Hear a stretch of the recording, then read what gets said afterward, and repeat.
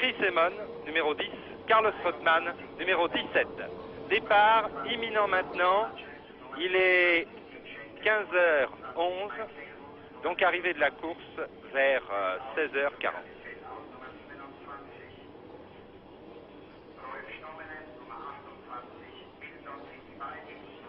Voilà, les concurrents vont avancer sur la vraie grille de départ, tandis qu'on s'apprête à brandir le panneau 30 secondes. Les premiers tours de la course vont être les plus impressionnants et les plus dangereux aussi. Imaginez un petit peu ces 25 concurrents lancés après 220 de moyenne à quelques centimètres les uns des autres. Je vous laisse imaginer les conséquences. Voilà, c'est parti. C'est parti. Stewart essaye de se faufiler à l'intérieur. Et Stewart a essayé de se faufiler à l'intérieur. Il y est parvenu, je crois. Oh, magnifique départ de Jackie Stewart. Jackie Stewart qui avait raté ses deux derniers départs en Formule 1 et qui là s'est merveilleusement rattrapé. En se faufilant à la corde, il a réussi à passer Regazzoni qui est en deuxième position et Fittipaldi qui est troisième pour l'instant. Magnifique départ de Jackie Stewart qui n'a pas voulu certainement courir le risque d'être encore une fois enfermé par Regazzoni. L'expérience de Nürburgring lui a servi de leçon et Stewart est merveilleusement parti. Il faut préciser quand même que c'est beaucoup moins délicat de doubler ici sur le circuit de Zellweg qu'au Nürburgring.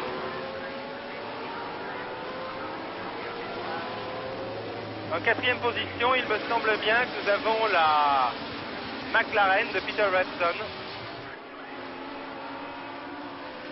Alors que Jackie Stewart va boucler le premier tour en tête.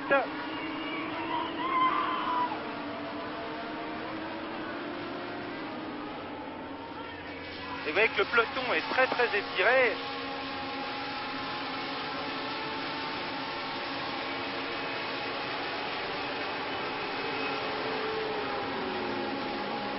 Premier passage bientôt, nous allons faire un pointage plus complet.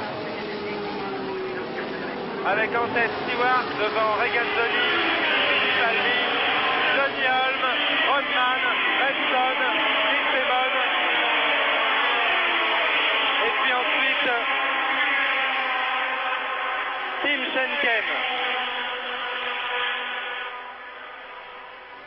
C'est la Cognou de François Migaud qui ferme la marche. Il faut dire que Johnny Holm lui aussi a pris un départ fantastique, puisqu'alors qu'il était sur la quatrième ligne, sur la grille de départ, eh bien, il a réussi à s'emparer de la quatrième place. Et vous voyez, je voyais une McLaren en quatrième position, et de loin comme ça, enfin avec sur l'écran, il me semblait bien que c'était logiquement Revson qui était en deuxième ligne, et bien pas du tout. C'était son compère Johnny Holm qui a réussi un départ fantastique et qui a réussi à s'emparer de la quatrième place, je vous dis en partant des fins fonds de la quatrième ligne. Enfin, ce ne sont pas des fins fonds, mais c'est quand même assez éloigné. En cinquième position, donc, Reutemann. Et en sixième position, Peter Revson. Reutemann, que vous avez vu tout à l'heure, d'ailleurs, passer Peter Revson. Revson qui est maintenant attaqué par la matraque Chris Amon, qui est septième. Là, ici, vous voyez Graham Hill qui doit être vers les 12e.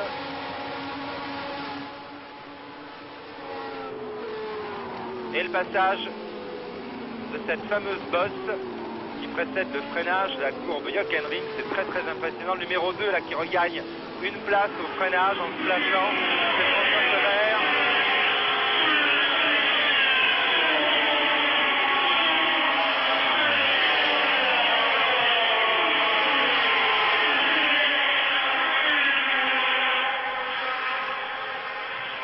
Il y en a un aussi qui n'a pas perdu trop de temps pour remonter sérieusement des places dans ces deux premiers tours. C'est Jean-Pierre Beltoise, je vous l'avais annoncé tout à l'heure.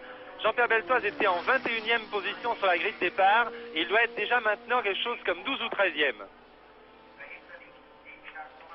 Il y a un petit trou, les 4 premiers semblent faire un léger trou. Je dois reconnaître que j'ai pas très bien vu la position exacte de Jackie X, qui ne me semble pas bien placé du tout.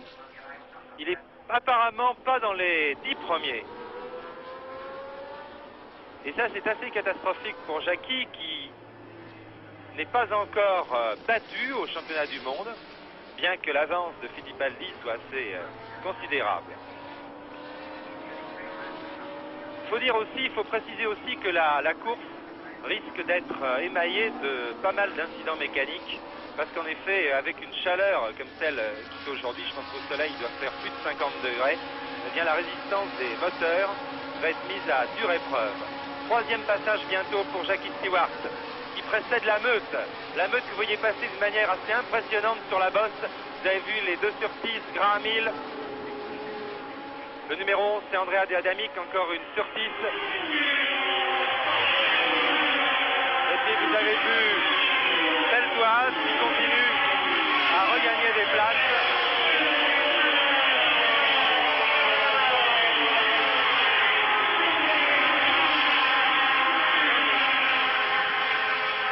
Chris Amon, je crois, a réussi à s'emparer de la 6e place aux dépens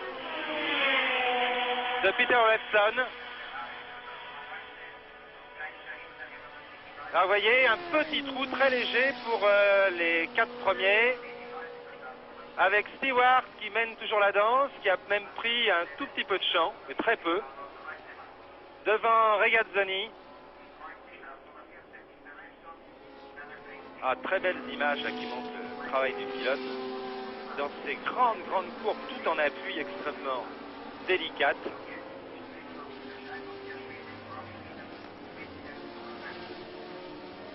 Là, vous allez voir le passage le plus lent du circuit maintenant. C'est le seul endroit où les pilotes remettent la 3e, une courbe à gauche, puis une 2e courbe à gauche en 2 verres, assez délicate. Et alors là, il faut bien se placer pour le droit suivant,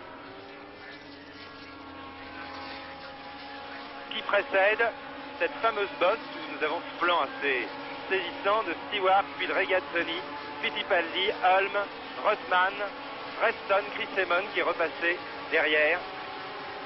Et puis les sur 10, vous avez vu De Adamic, voyez que Beltoise est revenu aussi maintenant très sérieusement.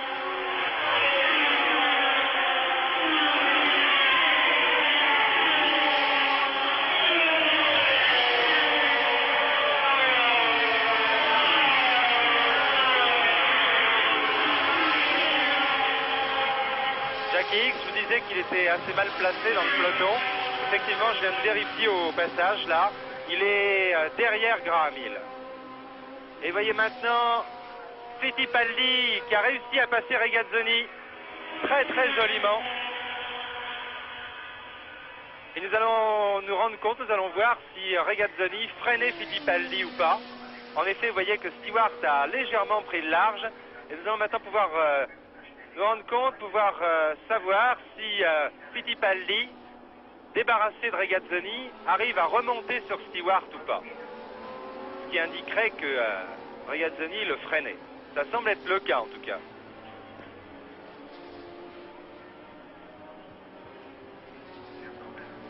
Fittipaldi avec cette étonnante Lotus 72D qui lui permet d'occuper la tête du championnat du monde. Et un arrêt au stand, il s'agit de la FA Land, de cette marche transformée que pilote l'Allemand Rolf Stommlen, le seul pilote allemand en activité en Formule 1, et d'ailleurs le seul, je crois, le seul pilote allemand en Formule 1 depuis la mort de Wolfgang von Trips en 61 à Monza.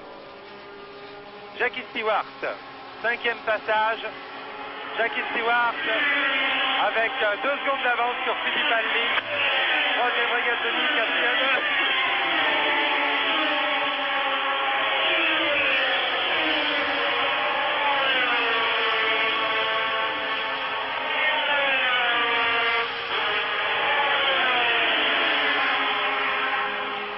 Arrêt au stand de Wilson Fittipaldi.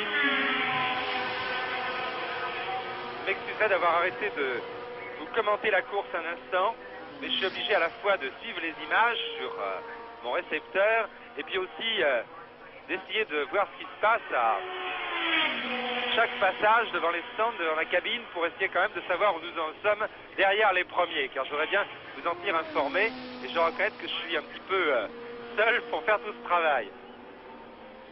Voilà, vous avez vu que Ron Stomlen est reparti,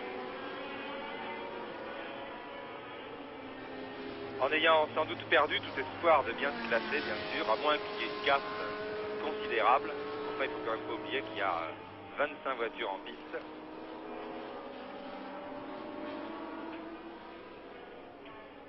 Et que la casse ne sera quand même pas aussi considérable que ça. Le trou pour Jackie Stewart et Fittipaldi. Fittipaldi qui se lance maintenant à la poursuite de Jackie. Est-ce que nous allons assister à une réédition de la bagarre que nous avons pu suivre en Grande-Bretagne? C'est la question qu'on peut se poser. Une bagarre à laquelle ne semble pas pouvoir participer cette fois Jackie X.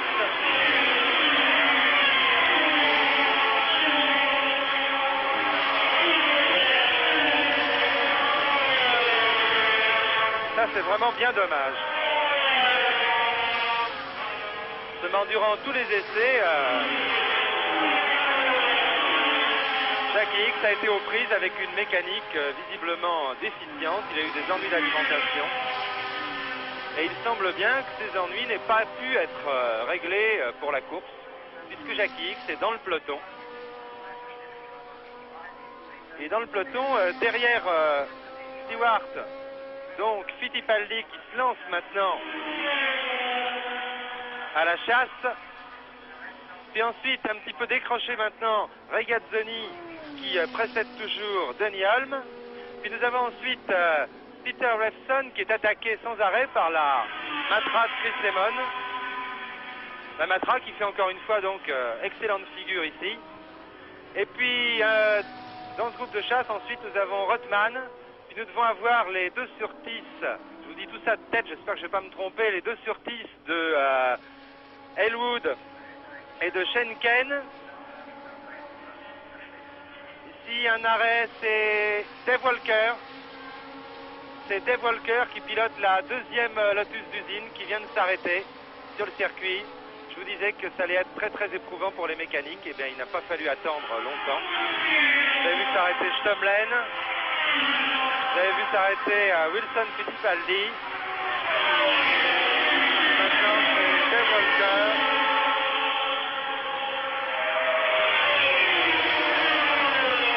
Alors que 7 tours ont été couverts et que Chris Lemon, pour une raison qui m'échappe, vient de rétrograder assez sérieusement. Il a perdu 3 places, il a été doublé notamment par Peterson.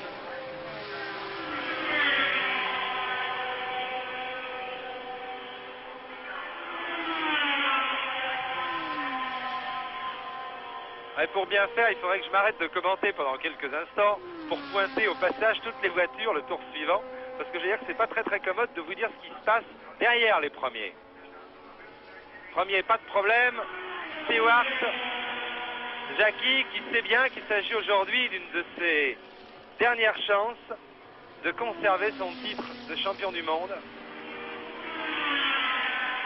En effet, il faudrait que Jackie Stewart gagne aujourd'hui.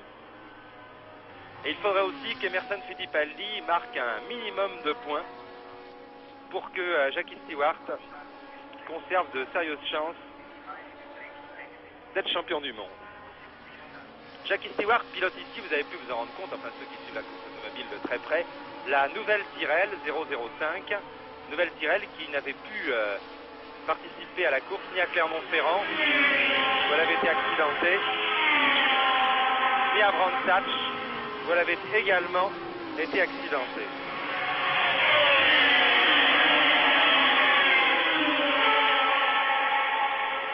Denny Hulme. C'est dommage que la caméra reste sur les 2 premiers, parce que derrière il y a des choses très très intéressantes qui se passent. Il y a notamment Denny Hulme. Denny Hulme qui attaque très très sérieusement à son tour Clay Regazzoni. Il ne faut pas oublier que Denny Hulme, lui, est 4e du championnat du monde. et qu'il n'a pas lui non plus mathématiquement perdu toute chance de conquérir le titre.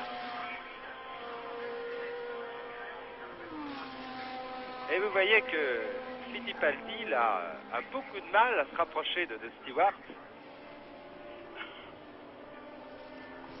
Il se rapproche, mais alors vraiment imperceptiblement. On peut appeler grignoter.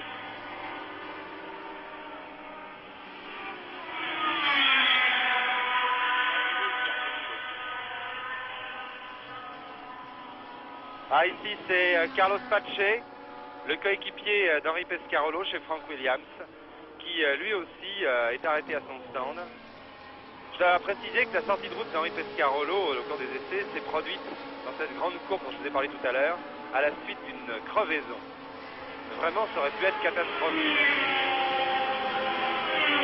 Henri Pescarolo doit être actuellement le pilote le plus malchanceux de tous ceux qui sont en activité en Formule 1, puisqu'il reste sur 5 sorties de route consécutives, et on ne peut pas dire qu'il y en ait une seule qui soit de sa faute. Toutes ces sorties de route ont été dues à des incidents mécaniques, ou à des crevaisons, ou à des concurrents qui se sont mis en travers devant lui, comme Jean-Pierre Josso à Rouen, ou bien des cailloux qu'il a reçus dans sa visière, comme à Clermont-Ferrand. Et vraiment, toutes ces sorties en plus ont eu lieu à plus de 200 km/h. Espérons que c'est une série qui va s'arrêter, car au cours des essais, on expérimentait un nouvel appareil, une sorte d'électrocardiogramme qui était branché sur des pilotes et qui était relié par une antenne de radio à la tour de contrôle. Et on enregistrait les réactions d'un pilote pendant un tour de circuit. Henri Pescarolo m'a dit, heureusement que cet appareil n'était pas branché sur moi lors de ma sortie de route, parce que sinon je crois bien qu'il aurait explosé.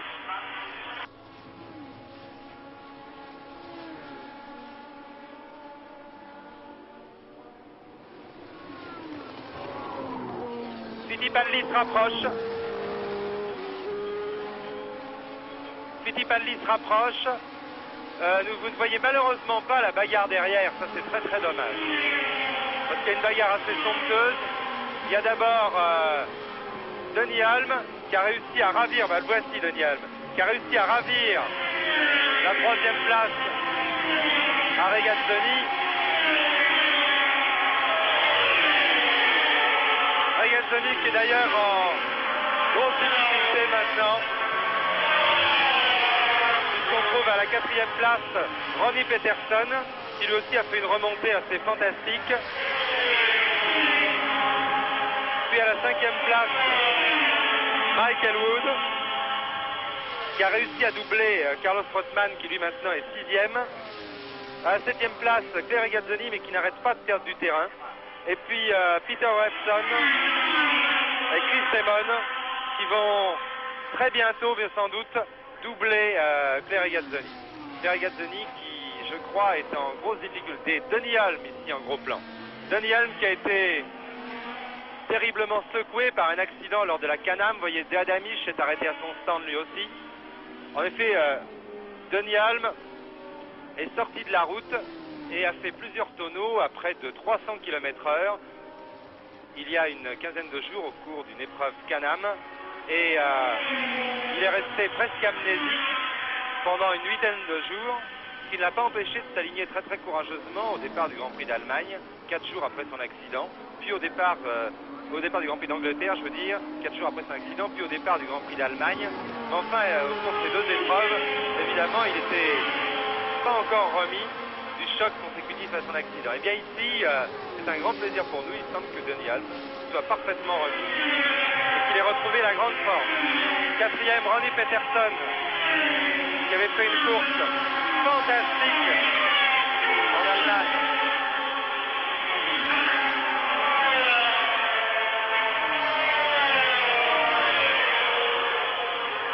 Voilà, Regazzoni s'arrête à son stand.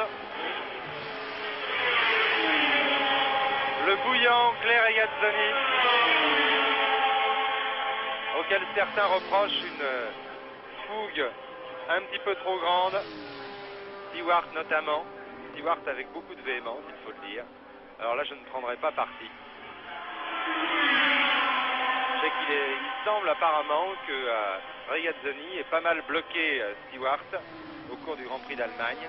Mais il est très difficile de juger pour savoir quand un pilote en bloque véritablement un autre, ou bien alors quand tout simplement il ne lui facilite pas le dépassement. Je crois quand même qu'en ce qui concerne le Grand Prix d'Allemagne, c'était un petit peu exagéré de la part de Regazzoni, puisque certains témoins, moi je n'étais pas au Grand Prix d'Allemagne, donc je ne fais que rapporter des propos de témoins, certains témoins l'ont vu zigzaguer dans la ligne droite pour empêcher Stewart de passer. Alors ça évidemment c'est absolument inadmissible.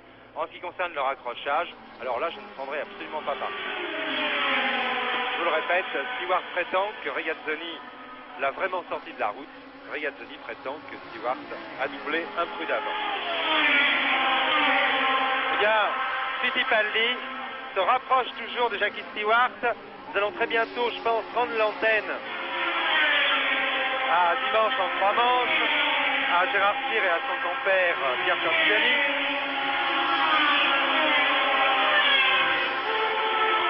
Donc je vais essayer de vous donner un classement un peu plus complet alors que nous sommes au 12e tour de la course. En tête, Jackie Stewart qui est suivi à 1 seconde et demie environ par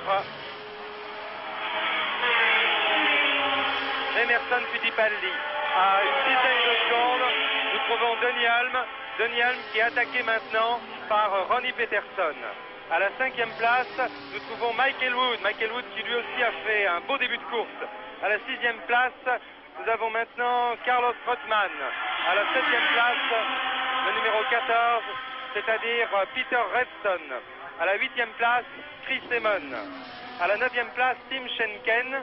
À la 10e place, Graham Hill. À la 11e place, Oden Ganley. Et à la 12e place, Jean-Pierre Beltoise.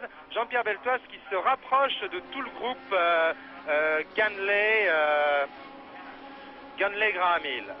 Jean-Pierre Beltoise qui était 21e au départ et qui par conséquent fait une remontée assez fantastique. Je vous donne des nouvelles également de Jackie Hicks. Jackie Hicks est en 13e position.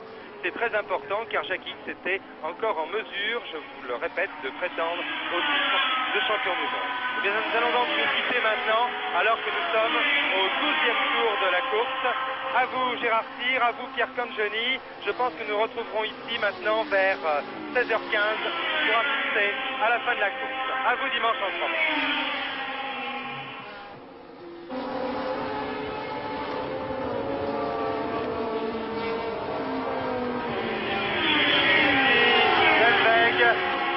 Nous sommes maintenant au 39e des 54 tours de la course et nous avons en tête de ce Grand Prix d'Autriche la Lotus d'Emerson Fittipaldi. Emerson Fittipaldi dont la voiture porte bien le numéro 31, vous allez la voir passer dans quelques instants. Elle porte bien le numéro 31 et non le numéro 20 comme l'avait annoncé par erreur tout à l'heure le tableau d'affichage. Emerson Fittipaldi est suivi à 2 secondes seulement par la McLaren numéro 12 que vous voyez en ce moment et qui est pilotée par Denny Hulme. Je vous rappelle, si vous n'avez pas pu suivre le début de notre émission, le départ en direct, que c'est Jackie Stewart qui s'était emparé du commandement dès le début de la course grâce à un départ assez fantastique. Et Jackie Stewart semble depuis le 20e tour connaître quelques ennuis puisqu'il a été dépassé tout d'abord par Emerson Fittipaldi au 25e tour, puis par Denny Hulme qui a fait une remontée fantastique au tour suivant. Et maintenant Stewart n'est qu'en 5e position puisqu'on trouve à la 3e place la McLaren numéro 14 de Peter Revson et à la 4e place la marche numéro 5 de Ronnie Peterson. Donc je vous répète les positions pour que vous voyez un petit peu plus clair. Au 40e tour de la course, en tête Fittipaldi, Hulme à 1 seconde et demie environ. Puis à 20 secondes, nous trouvons ensemble la McLaren de Revson et la marche de Peterson. À la 5e place, Jackie Stewart qui lui est à 28 secondes. En 6e position, Michael Wood. Vous voyez ici Graham Hill qui vient de s'arrêter il y a peu de temps. Donc en 6e position, c'est Michael Wood sur la sortie numéro 25. En 7e position, Chris Amon sur la Matra Africa numéro 10. En 8e 10e position, Oden Gunley sur la BRM numéro 9. Et en 9e position, Jean-Pierre Beltoise sur la BRM numéro 7. Jean-Pierre Beltoise qui était revenu dans les roues d'Oden Gunley il y a environ une dizaine de tours et qui remontait très très sérieusement. Mais lui aussi doit être aux prises avec un problème mécanique quelconque, car depuis il perd plutôt du terrain sur Oden Gunley et sur les hommes de tête. Vous voyez d'ailleurs un petit tableau qui vous donne les positions. Un tableau un petit peu surprenant en ce qui concerne les premiers, puisqu'on indique Denny Hulme à 14 secondes de Fittipaldi, alors qu'en fait il se trouve à 1 seconde à peine. Vous voyez les deux voitures de tête. Ah, décidément il nous surprendra quand même ce... Vous voyez, il ne faut pas trop se fier aux indications qui sont données par le tableau d'affichage. Tout à l'heure on nous avait annoncé Fittipaldi avec la voiture numéro 20, alors qu'il pilote en fait finalement la 31. Et là vous voyez maintenant qu'on nous annonce Denny Hulme à 14 secondes de Fittipaldi, alors que comme vous le voyez exactement comme nous, il est juste derrière à environ 1 seconde.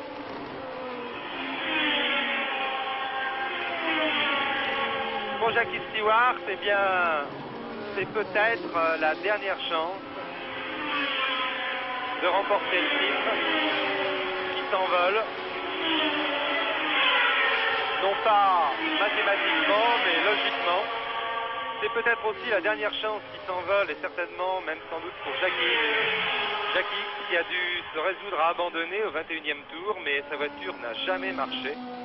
Les deux Ferrari sont donc out, ces deux Ferrari qui avaient dominé, celle de X surtout, le Grand Prix d'Allemagne il y a 15 jours.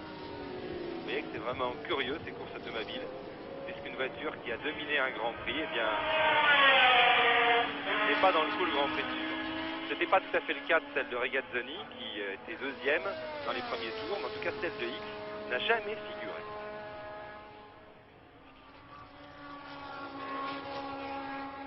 Il reste exactement 9 voitures dans le même tour, les 9 voitures que je vous ai citées, c'est-à-dire ça va de Emerson Fittipaldi à Jean-Pierre Beltoise. Il y a eu de très très nombreux arrêts au stand. On a vu Stomlen, Pache, Whistle Fittipaldi, Dave Walker, Regazzoni qui était deuxième, je vous rappelle, au départ, qui s'est arrêté au stand, ainsi que De Adamisch, ainsi aussi que Rothman qui était à la 5e place et qui s'est arrêté au 5e tour après avoir trouvé le retour en forme des Brabham. X qui s'est arrêté au 21e tour, tout comme Gettin, mais X n'avait jamais pu figurer. Et puis au 28e tour, ça a été Tim Schenken, qui était à la 8e place. Puis Graham Hill s'est arrêté, lui, il y a un peu de temps, au 37e tour. La Connew s'est également arrêtée, la Connew de France Amigo, après avoir fait des débuts quand même encourageants. Beaucoup de casse donc dans ce Grand Prix. Un Grand Prix dans lequel nous risquons fort d'avoir une arrivée passionnante entre Emerson Fittipaldi et Denny Hulme.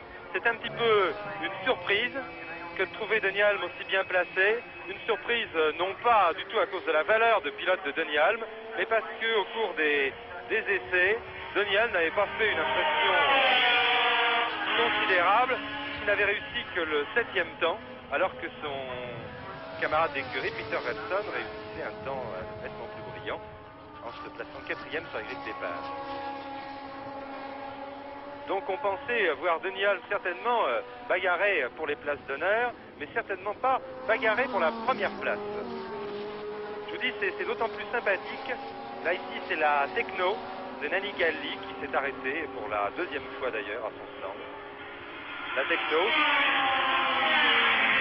a fait son apparition en Grand Prix au cours de la saison et qui utilise un moteur fabriqué en Italie par Techno. Ah, c'était d'autant plus sympathique, je me répète, mais enfin il y a des gens qui n'étaient sans doute pas, des spectateurs qui n'étaient peut-être pas à l'écoute lors de notre première retransmission en direct. D'autant plus sympathique de voir Denny Hulme se battre pour la première place, qu'il ne faut pas oublier qu'il a été victime d'un accident extrêmement spectaculaire en Can-Am il y a moins d'un mois. Je vous dis, plusieurs tonneaux à près de 300 km/h. été terriblement choqué dans cet accident, ce qui fait qu'aussi bien en Grande-Bretagne qu'en Allemagne, il n'était pas tout à fait lui-même. Eh bien, nous voyons avec le plus grand plaisir que Denny Hulme est redevenu le redoutable combattant qu'on connaît. Denny Hulme, champion du monde sur Brabham en 1967. Pour Jackie Stewart, eh ben, ça ne va pas mieux. Jackie Stewart est maintenant 6e, puisqu'il a été doublé par Michael Wood. Je vous donne les positions derrière et les variations de ces positions, car en effet, vous voyez que le réalisateur autrichien suit surtout la lutte des premiers. Je veux dire que c'est difficile pour l'instant de l'en blâmer, car derrière, on trouve à 20 secondes seulement Peter Revson, et puis derrière Revson, Ronnie Peterson qui est à 5 secondes de Peter Revson. Donc la bagarre la plus intéressante est incontestablement celle qui oppose actuellement Fittipaldi et Hulme pour la première place. Eh bien, vous voyez, voilà les classements. Un classement qui confirme ce que je vous disais.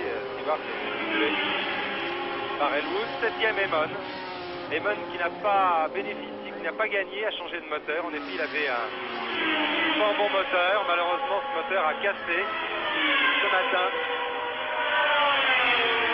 au cours de la séance d'essai officieuse.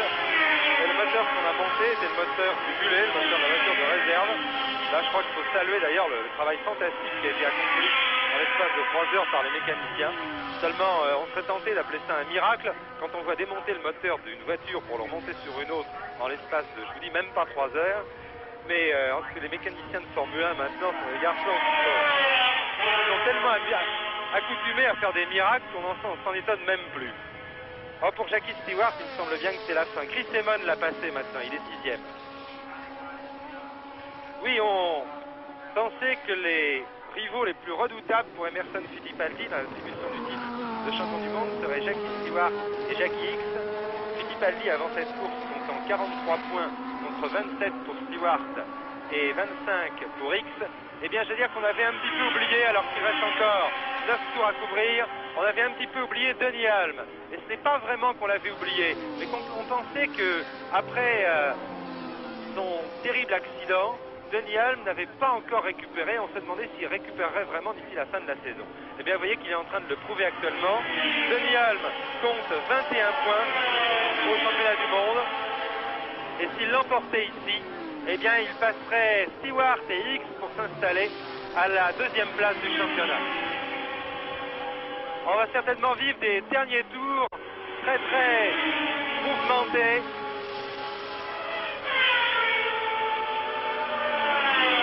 Si Hulme arrive à venir attaquer Fittipaldi dans les derniers tours, et là, une des grosses qualités de Denny Hulme va peut-être jouer. Denny Hulme est un garçon qui a une résistance physique vraiment à toute épreuve. Or, dans un Grand Prix aussi pénible que celui-ci à cause de la chaleur, c'est un des Grands Prix les plus courts de la saison puisqu'il va durer à peu près 1h30, mais ça va certainement être un des plus durs en raison de la chaleur. Je vous l'ai dit, sur la piste, il doit faire quelques 45 ou 50 degrés. Mais il est certain que Denny Hulme, lui, va être terriblement dangereux dans les derniers tours. Stewart continue à rétrograder puisqu'il s'est fait passer aussi maintenant par Oden Ganley, qui est maintenant 7e.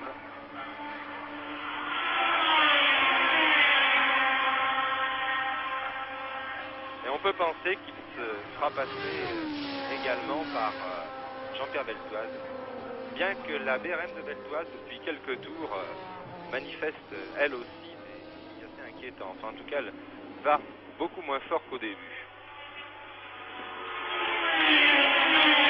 Fittipaldi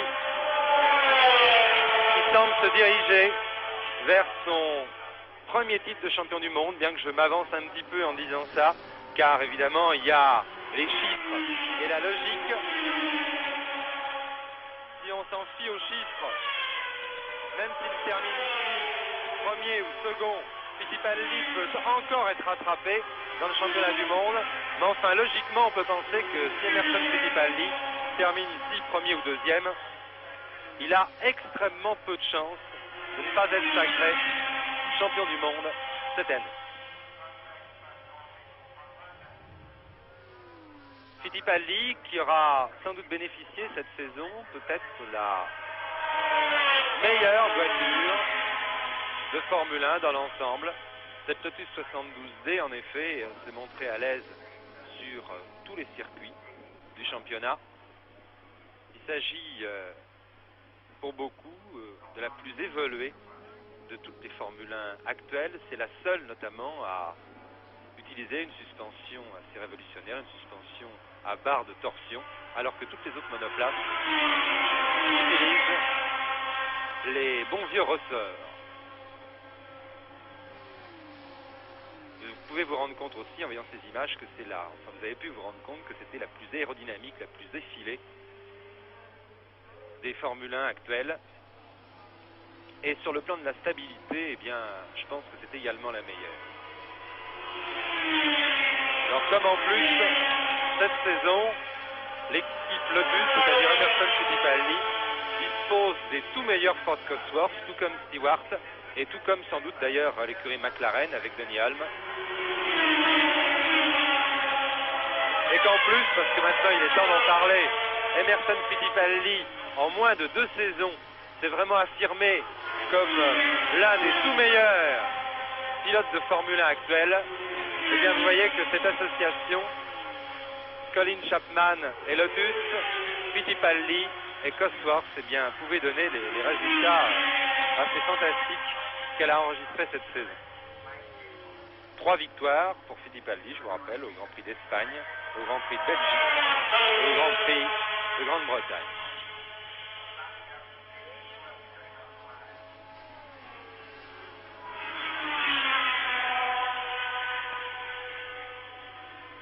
Rien n'est joué. Rien n'est joué alors que nous sommes au 48e tour. Fittipaldi et Hulme vont boucler leur 48e tour.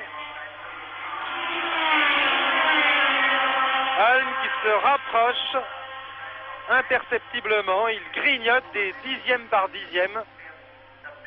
Mais il n'a pas été encore en mesure de porter la moindre attaque sur Fittipaldi. Jusqu'ici, il ne fait que se rapprocher, et ça a l'air très très très difficile de se rapprocher, puisque je vous dis, c'est vraiment dixième par dixième qu'il se rapproche.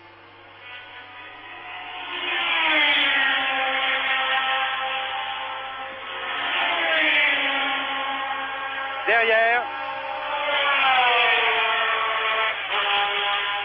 Revson, toujours troisième à 24 secondes. Et je ne vois plus passer Ronnie Peterson. Oh, Ronnie Peterson a dû faire un tête-à-queue sur le circuit. Ronnie Peterson a dû être victime d'un tête-à-queue ou d'une petite sortie dans l'herbe, j'en sais rien. En tout cas, il vient de passer derrière Ganley. Derrière Ganley, donc changement dans le classement. Derrière Fittipaldi et Hulme, nous avons toujours Revson, troisième à 24 secondes, puis quatrième maintenant, Mike Elwood, l'ancien champion motocycliste qui vraiment a pleinement réussi maintenant sa reconversion à la voiture, il le prouve depuis le début de la saison. Et puis ensuite, maintenant, en cinquième position, Chris Amon sur la Matra Simca, et en sixième position, Oden Ganley sur la BRM, tandis qu'on trouve septième maintenant, Ronnie Peterson. Et qu'il reste 4 tours à couvrir.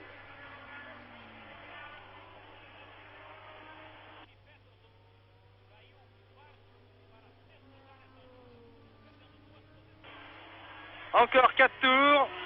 4 tours à suspense. Est-ce que Hulme va encore réussir à se rapprocher de Fittipaldi suffisamment pour pouvoir l'attaquer?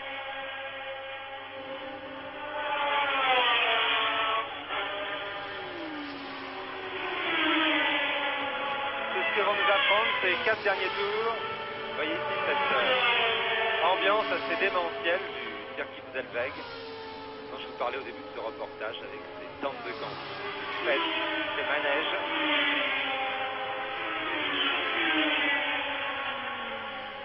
Eh bien, on prêtait à Denis Halm l'intention de raccrocher à la fin de la saison. C'est un bruit qui circulait un petit peu dans les stands. On lui prêtait cette intention surtout après son accident de la Can-Am. Je ne sais pas si Halm a l'intention de raccrocher, mais en tout cas une chose est sûre, c'est que si ça devait lui arriver, il prouvera que ce n'est pas parce qu'il a perdu une partie de ses moyens. Voilà, Peterson, Fittipaldi, je veux dire. Sur cette très très curieuse Lotus 72D qui est peinte en noir avec ses lettres dorées, ça fait une impression assez macabre.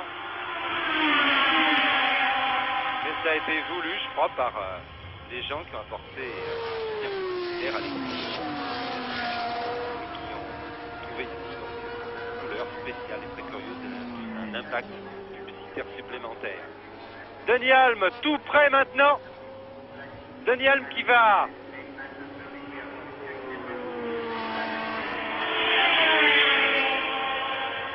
sans doute commencer à très bientôt à attaquer Fittipaldi alors qu'il reste 4 tours à couvrir.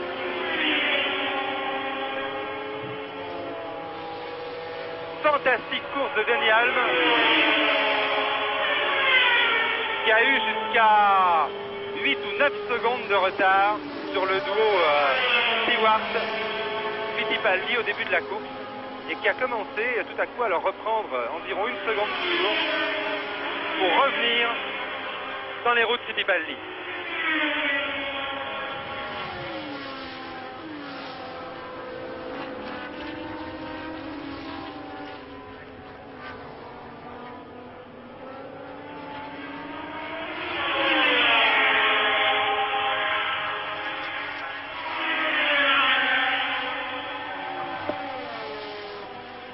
Voilà le freinage de la courbe Jockenrindt.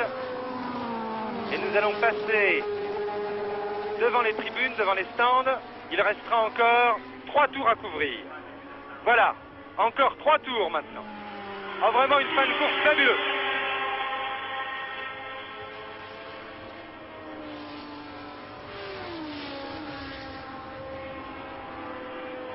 Fin de course fabuleuse, cette grande courbe qui passe à fond. Et puis cette portion la plus rapide de tout le circuit. 280, 290 km/h avant d'aborder ce freinage assez violent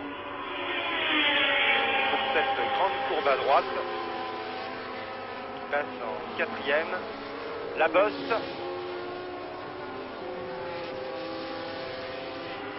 Et puis à nouveau à fond, une courbe à gauche à fond.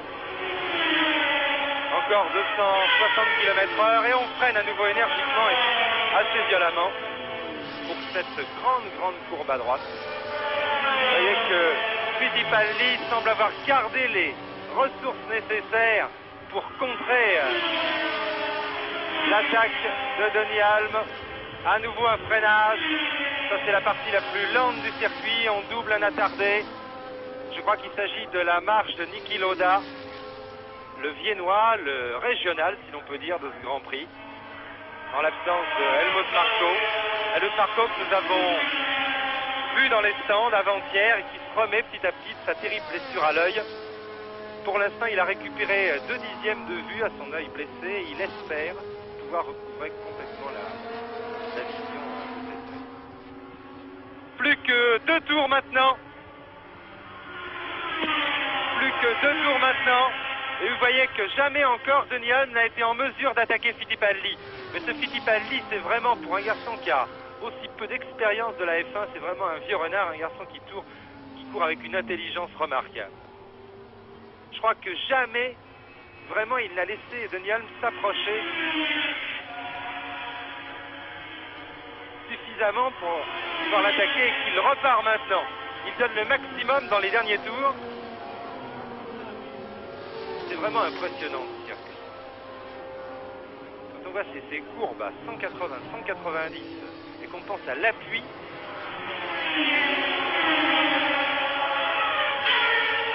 qu'il y a sur les roues, sur les 2 roues qui sont en appui, et les 2 roues gauche, Et voyez, Fittipaldi reprend le large. C'est absolument inouï là. La forte centrifuge qu'encaissent les pilotes dans ces virages. Car vous voyez, vous avez quand même bien une idée des rayons des virages. Et quand on pense que ça passe à 180 ou 190 km/h, ça donne une idée à la fois de la stabilité des monoplaces actuelles et puis surtout une idée de l'adhérence absolument fabuleuse des pneumatiques. Eh bien, je crois que c'est dommage pour le sport, mais je crois que nous n'aurons pas cette fabuleuse empoignade que nous pouvions espérer pour l'arrivée. Fittipaldi, en effet, alors qu'il ne reste plus maintenant qu'un tour à couvrir. Fittipaldi semble avoir la situation bien en main. Et il va très vraisemblablement, à moins de commettre une faute qui m'étonnerait beaucoup dans le dernier tour, il va très vraisemblablement remporter son 4e Grand Prix de la saison devant Denny Hulme. Vous voyez Fittipaldi dans son dernier tour de circuit, vous voyez qu'il balance un petit peu la voiture avant même l'amorce du virage, car il y a un petit peu de dérive produite à l'entrée du virage afin de venir attraper la corde au bon endroit. Une différence qu'on peut faire avec la moto d'ailleurs, il n'y a pratiquement pas de dérive.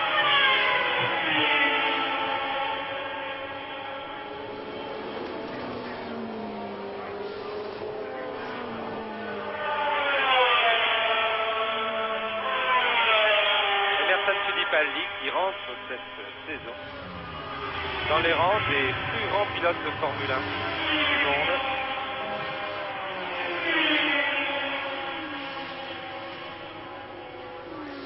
Je crois qu'on peut vraiment lui prédire une carrière fantastique. En Amérique du Sud, il paraît que maintenant il commence à être presque aussi connu que Pelé dans son Brésil natal. Et je veux dire que ça ne m'étonne pas tellement parce que quand on voit les prodiges que font les Sud-Américains, les Brésiliens notamment, pour retransmettre les courses de Formule 1 en direct à la télévision ou à la radio, eh bien c'est donne une idée vraiment de la popularité qui doit être celle d'Emerson Fittipaldi qui remporte donc son 4e Grand Prix de la saison devant Denny Hulme, 2e à 1 seconde. Nous attendons un petit peu maintenant pour la 3e place. Le 3e va très certainement être Peter Revson. Peter Revson, considéré par beaucoup comme un des tout meilleurs pilotes américains. Peter Revson qui a remporté l'année dernière la série Can-Am sur McLaren et qui, ma foi, fait une excellente saison en Formule 1. Voilà, 3e Revson, tandis que Fittipaldi et Hulme font un tour d'honneur. 3e Revson. Nous attendons le 4e qui est Michael Wood.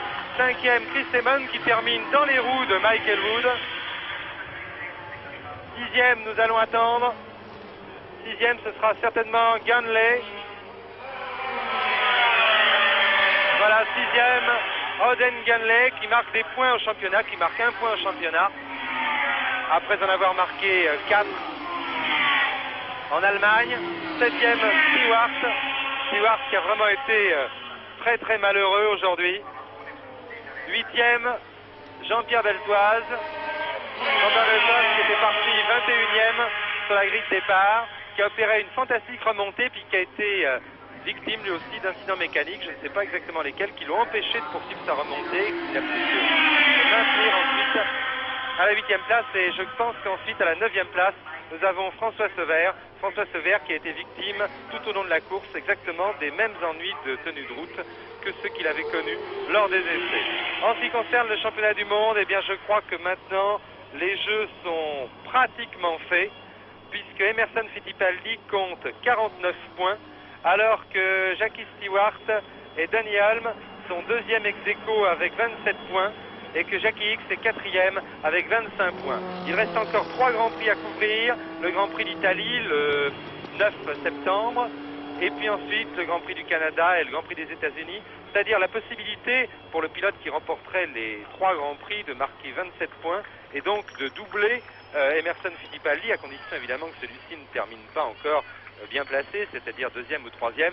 Mais vous voyez que vraiment maintenant les chances sont extrêmement réduites de battre Emerson Fittipaldi pour le titre de champion du monde. Ça fera en tout cas un beau champion. Je vous rappelle, une ascension météorique, des débuts en Europe en 69, quelques courses de Formule Ford et puis une série fantastique de succès en Formule 3 qui le fait réclamer dans l'équipe de Colin Chapman en Formule 2 en 70. Première course en 70, une 8e place au Grand Prix de Grande-Bretagne, puis la course suivante en Allemagne, une 4e place, et puis enfin une victoire au Grand Prix des États-Unis pour sa 3e course en Formule 1. L'année dernière, Emerson Fittipaldi a fait en quelque sorte un apprentissage du métier de premier pilote, mais dès cette année, je pense qu'il est arrivé au summum de ses moyens et que nous avons là certainement le successeur de Jackie Stewart, le digne successeur de Jackie Stewart. Eh bien, je pense que maintenant, nous allons pouvoir rendre l'antenne à Paris en vous rappelant qu'Emerson Fittipaldi l'a emporté pour la 4e fois dans le championnat du monde devant Denny Hulme, magnifique à 1 seconde, 3e Revson, 4e Elwood, 5e Chris Amon qui a fait une belle course d'attente, une belle course au volant de Samatra Simca, et 6e Oden Ganley. Les Français beltoises sont 8e et Sever 9e. C'était Stéphane Collaro qui vous parlait depuis Zellweg. À vous Gérard Cyr, à vous Pierre Concheny, à vous dimanche en 3 manches.